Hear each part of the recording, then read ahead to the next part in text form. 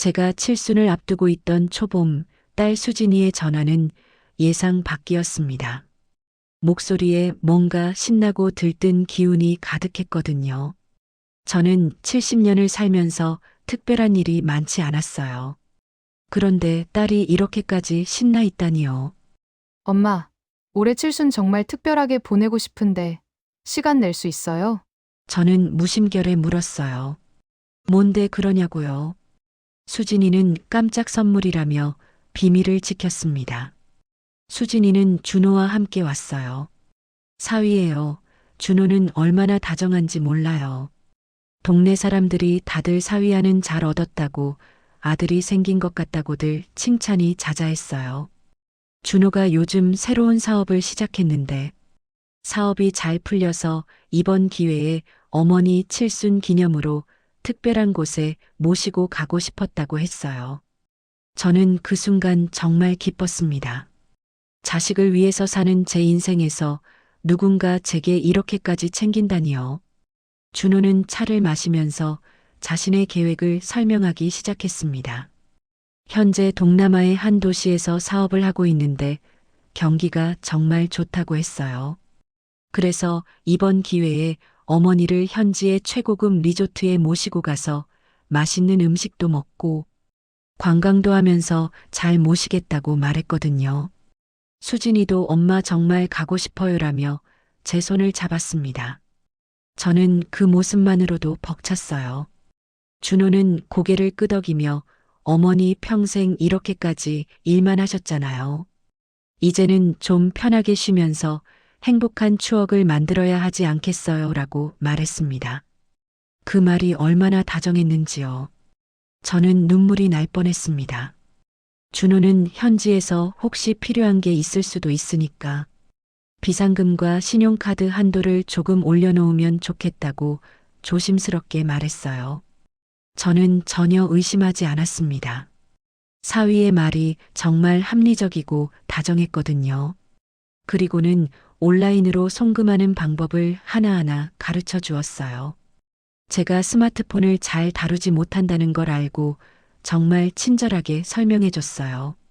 출발하기 며칠 전 저는 은행에 방문해 신용카드 한도를 최대한 올리고 비상금을 환전했어요. 남편을 잃은 뒤로 저는 자식을 위해서라면 뭐든 할 수 있다고 생각하고 있었거든요.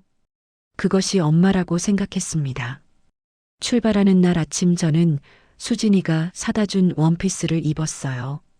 거울을 보며 제 자신을 바라봤을 때 저는 정말 행복했습니다. 누군가 제게 이렇게까지 특별한 시간을 주려고 한다니요. 준호는 제 짐을 들어주며 어머니 편하신가요? 라고 물었어요.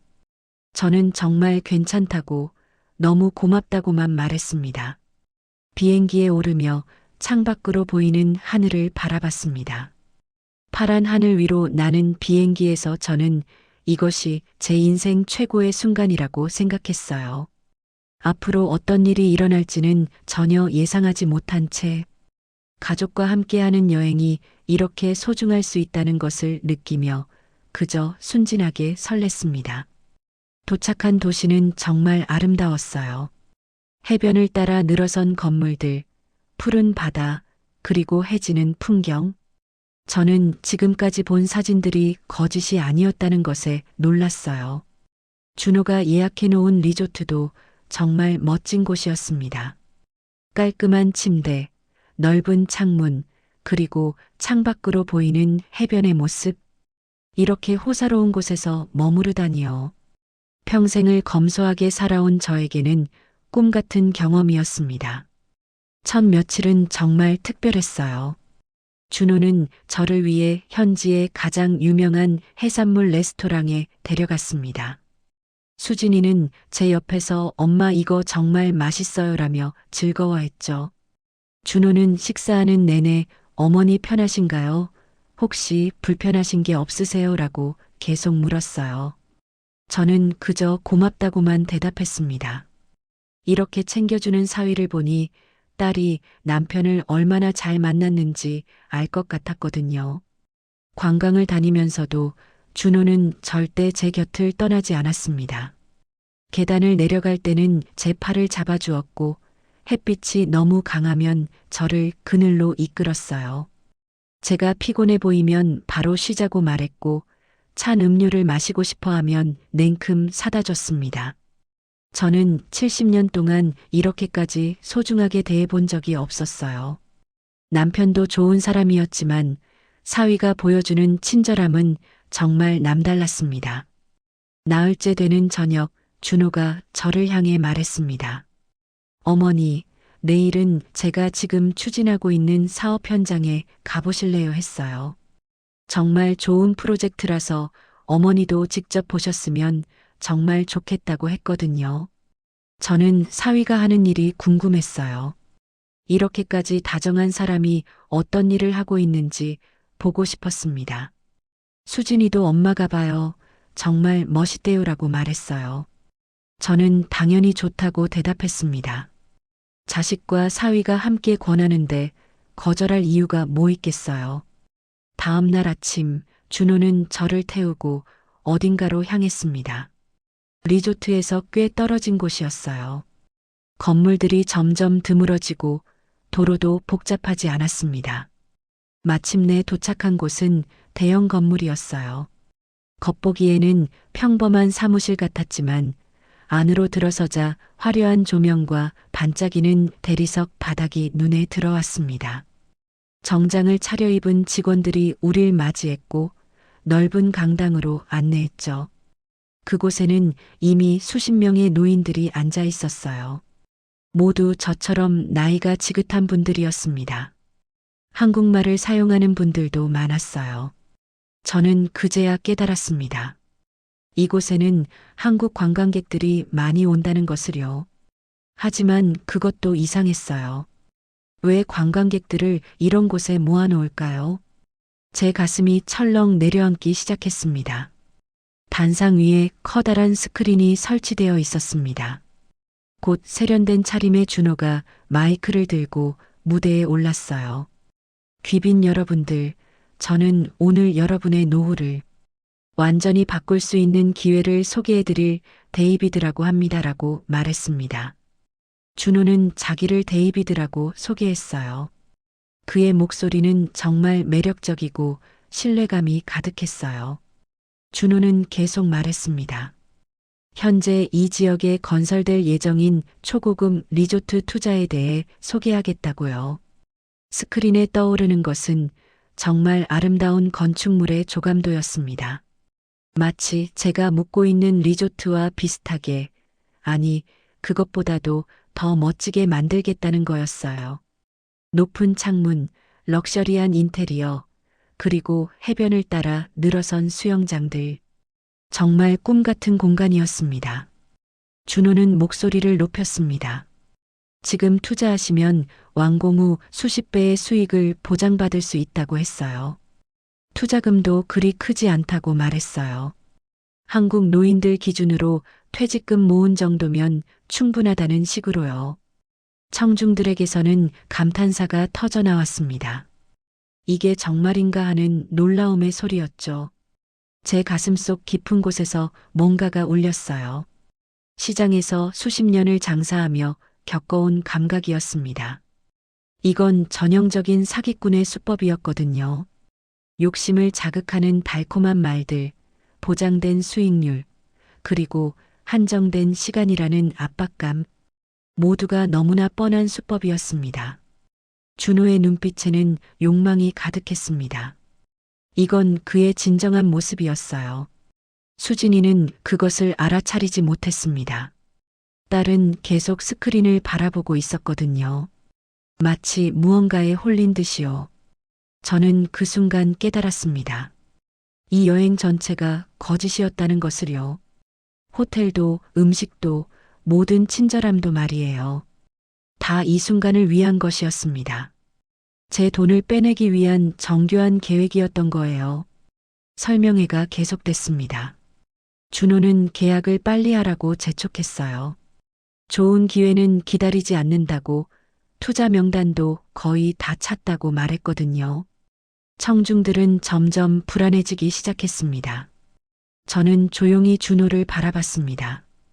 준호는 제 눈과 마주쳤어요. 그리고는 살짝 웃었습니다. 그것은 친절한 웃음이 아니었어요. 완전히 다른 종류의 웃음이었죠. 설명회가 끝나자 직원들이 개별 상담을 시작했습니다. 저희 테이블에도 한 명이 다가와 화려한 홍보 책자를 펼쳐 보였어요. 이 투자의 세부 사항을 설명하기 시작했거든요. 저는 조용히 귀를 기울였습니다. 그리고 휴대폰을 꺼냈어요. 안경이 필요하다며 계약서를 사진으로 찍기 시작했습니다. 누구도 의심하지 않았어요. 나이 많은 할머니가 계약 내용을 제대로 이해하려고 하는 것으로만 보였으니까요. 가장 중요한 순간은 준호가 다시 말을 걸어왔을 때였습니다. 어머니, 이건 정말 좋은 기회예요라며 투자의 필요성을 강조했거든요. 현지에서 사업을 하고 있는 제가 직접 확인했으니 믿으셔도 됩니다라고 말했죠. 그의 말에는 진심이 없었어요. 단지 욕망과 계산만 가득했습니다.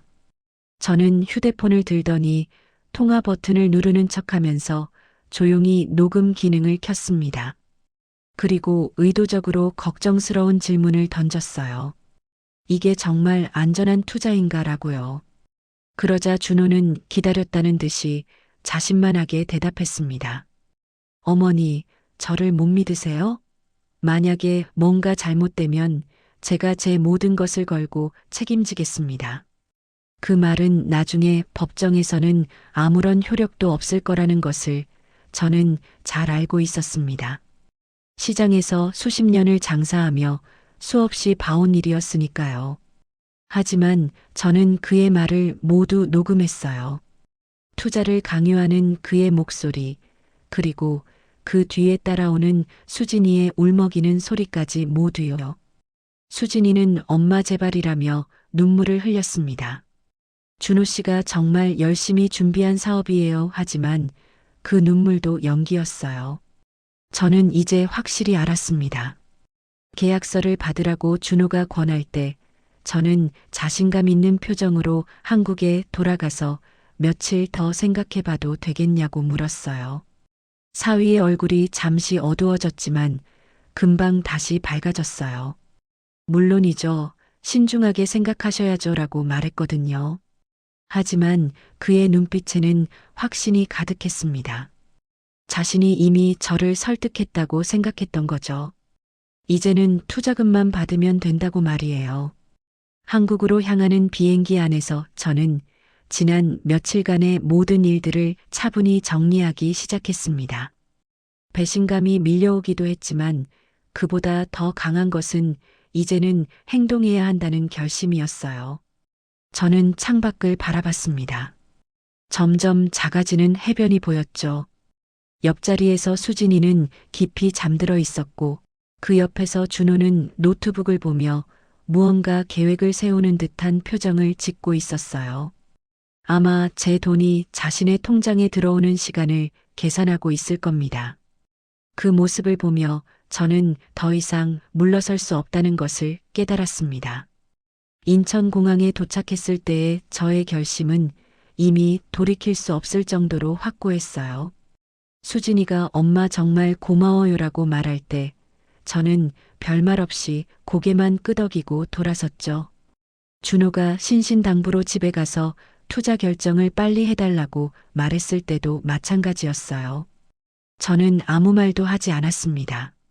그저 택시를 탈 뿐이었죠. 하지만 택시 안에서 저는 집으로 향하지 않았어요. 은행으로 향했습니다. 여기 있는 제 모든 통장을 해지해야 하고 수표 한 장으로 달라고 말했습니다. 은행원의 얼굴에 놀라움이 떠올랐어요. 이렇게 급히 모든 자산을 정리하려는 고객은 드물었거든요. 하지만 그들은 더 이상 묻지 않았습니다. 신분증을 확인하고는 묵묵히 업무를 처리했죠. 평생을 아끼고 모아온 돈이 종이 한 장으로 변하는 순간 저는 예상과 달리 가벼움을 느꼈어요. 마치 오랫동안 짊어져 있던 무거운 짐을 내려놓는 것 같았습니다. 그 다음 저는 부동산 중개소로 향했습니다. 오랫동안 알고 지낸 사장님은 저를 보자 무슨 일인지 몰라도 심각한 무언가가 일어났다는 것을 직감했거든요. 저는 짧게 말했습니다. 가능한 빨리 집을 팔아달라고요. 사장님은 더 이상 묻지 않았어요. 몇십 년을 함께 장사해온 관계였으니까요. 마지막으로 저는 휴대폰 대리점에 들어갔어요. 수십 년간 써온 번호를 해지해달라고 했죠. 젊은 직원이 다시 한번 확인하려고 했지만 저는 단호했습니다. 모든 연락처와 사진이 사라지겠지만 괜찮다고 말했어요. 그렇게 저는 준호와 수진이의 손이 절대 닿지 않을 곳으로 떠날 준비를 완벽하게 마쳤습니다. 조용한 해변 마을에 내려가기로 결정한 저는 아무도 모르는 곳에 정착하고 싶었어요. 서울의 빽빽한 건물들과 복잡한 사람들로부터 벗어나고 싶었습니다. 새로 구입한 휴대폰에는 친구 경숙이 말고 아무도 없었어요.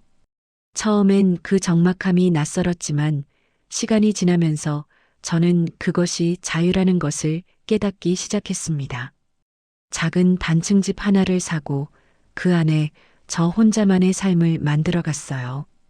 텃밭을 가꾸고 아침마다 바다를 보며 산책을 했습니다. 마을 사람들은 제게 별다른 질문을 하지 않았어요. 어디서 왔는지, 왜 혼자인지, 뭘 했던 사람인지 궁금해하지 않았습니다. 그들은 그저 할머니 밥은 챙겨 먹으세요라며 자기네 집에서 난 채소를 나눠줄 뿐이었죠. 그 따뜻함이 얼마나 소중한 것인지 저는 처음으로 깨달았어요. 어느 날 경숙이와 통화를 하면서 제가 왜 서울을 떠나왔는지 처음으로 털어놓게 되었어요. 칠순 여행이라고 믿었던 그 여행의 진정한 목적이 뭐였는지, 준호와 수진이가 어떻게 저를 속여왔는지를요. 경숙이와의 통화는 제 마음에 큰 변화를 일으켰습니다. 친구는 지금 아무것도 하지 않으면 그들이 계속 저를 찾아다닐 거라고 경고했어요. 그리고는 변호사 조카를 소개해준다고 했어요. 그 조카는 신종 투자 사기 사건을 많이 다루고 있다고 말했습니다.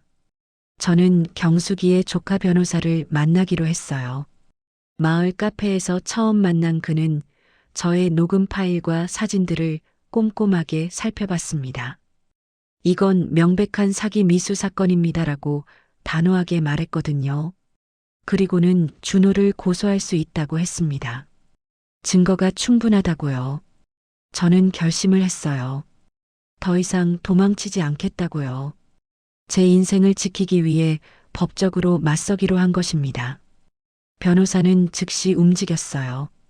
고소장을 준비하고 준호에게 내용 증명을 보냈습니다. 그 편지에는 앞으로 모든 연락은 변호사를 통해서만 할 것, 그리고 추가 금전 요구는 법적 조치를 하겠다는 내용이 담겨 있었습니다. 준호가 변호사 사무실로 전화를 걸어와 소리를 질렀다고 했어요. 하지만 변호사는 침착했습니다. 모든 말을 녹음했거든요. 그것도 증거가 되었습니다. 준호의 폭언과 협박이 모두 기록된 것이에요. 며칠이 지났을 때 준호와 수진이가 마을로 나타났습니다.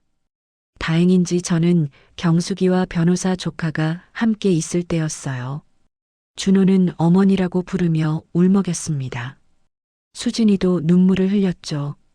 하지만 저는 이제 그들의 눈물에 흔들리지 않았어요.